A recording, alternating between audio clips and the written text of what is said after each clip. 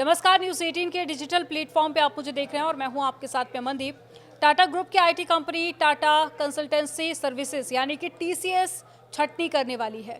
Company अगले साल अपनी वर्कफोर्स में 2% यानी कि लगभग 12,000 से ज़्यादा कर्मचारियों को कम कर देगी। ये कदम उन सभी देशों और डोमेन के कर्मचारियों को प्रभावित करेगा जहां पर टीसीएस ऑपरेशनल है। छटनी वित्त वर्ष 2026 में होनी है, यानी कि अगले साल अप्रैल 2025 से मार्च 2026 के बीच में ये छटनी होनी है।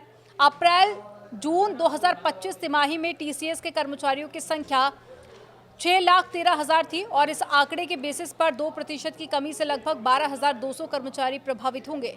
टीसीएस के कर्मचारियों की संख्या में अप्रैल जून 2025 तिमाही में 5,090 कर्मचारियों की बढ़ोतरी हुई थी और टीसीएस के सीईओ के कृतिवासन ने रविवार को जब मनी कंट्रोल से बात की तो उन्होंने अपने इंटरव्यू में कई सारी बातें कही।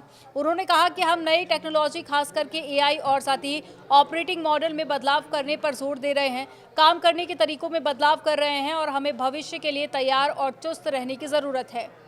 हम बड़े पैमाने पर एआई का इस्तेमाल कर रहे हैं और भविष्य के लिए ज़रूरी स्किल्स का मूल्यांकन कर रहे हैं। हमने एसोसिएट्स में काफ़ी निवेश किया है ताकि उन्हें करियर ग्रोथ और साथ ही डिप्लॉयमेंट के मौके दिए जा सकें।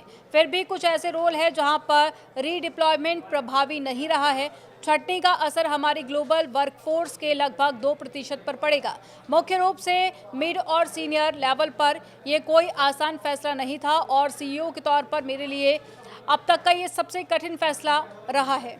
उन्होंने आगे कहा कि मजबूत टीसीएस के लिए लेना होगा मुश्किल फैसला और कृतिवासन ने आगे कहा कि एक मजबूत टीसीएस बनाने के लिए हमें ये एक मुश्किल फैसला लेना होगा। कंपनी नोटिस पीरियड पे और साथ ही एडेड सेवरेंस पैकेज के अलावा प्रभावित कर्मचारियों के लिए इंश्योरेंस बेनिफिट्स बढ़ाने और साथ ही आउट प्लेसमेंट के मौके प्रदान करने पर भी विचार करेगी। कृतिवासन ने आगे कहा कि ये एआई के कारण नहीं बल्कि भविष्य के लिए स्किल विकसित करने के लिए है। ये डिप्लॉयमेंट के व्यावहारिकता को लेकर है, ना कि इसलिए कि हमें कम लोगों की ज़रूरत है। और साथ ही इससे पहले खबर ये भी आई थी कि टीसीएस की नई बेंच पॉलिसी के चलते हज़ारों एम्प्लॉयज़ की नौकरी जा सकती है। ये पॉलिसी 12 जून 2025 को लागू हुई थी। आईटी इंडस्ट्री में बेंच साइज और साथ ही यानी कि पेरोल वाले उन एम्प्लॉयज़ में से जो कि किसी भी एक्टिव प्रोजेक्ट पर नहीं होते हैं, ये बैकअप के रूप में रहते हैं और क्लाइंट की ओर से अचानक से जब काम बढ़ जाता है तो इन्हें यूटिलाइज किया जाता है। हालांकि किसी भी प्रोजेक्ट पर काम न करने के बावजूद भी इन्हें सैलरी मिलती है।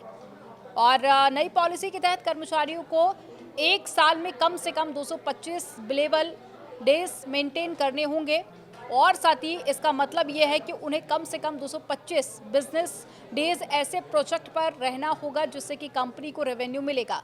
साथ ही बेंच पर रहने की अवधि अब 35 दिन तक सीमित रहेगी। प्रोजेक्ट से दूरी के टाइम को बेंच होल्डिंग टाइम कहा जाता है। तो ये बड़ा फैसला टीसीएस की तरफ से लिया गया है। हालांकि अटकलें काफ़ी पहले से चल रही थी, लेकिन अब टीसीएस की तरफ से ऑफिशियल तौर पर इसको कंफर्म कर दिया गया है कि 2% कर्मचारियों की छटनी होने जा रही है।